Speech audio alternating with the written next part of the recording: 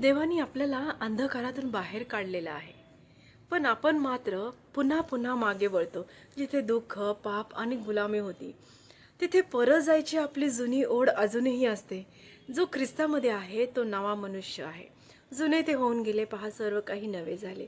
देव म्हणतो, मी तुला नवं केलं आहे, मग का तू पुन्हा मागे वळून जुने वस्त्र पुन्हा घालतोस? जुनं जीवन म्हणजे पापात जगणं, स्वतःच्या इच्छांवर चालणं, दुःख, असंतोष आणि रिकामेपणात अडकणं. पण नवं जीवन येशूमध्ये कृपेने, क्षमतेत आणि आनंदात जगणं. बायबलचं वचन सांगतं, जसा कुत्रा आपली उलटीकडे परत जातो, तसाच मूर्ख आपला मूर्खपणा पुन्हा करतो. देव तुला आज आठवण करून देतो, पुन्हा जुन्या मार्गावर वळू नकोस, कारण मी तुला पापाच्या साखळ्यांमधून सोडवलं आहे.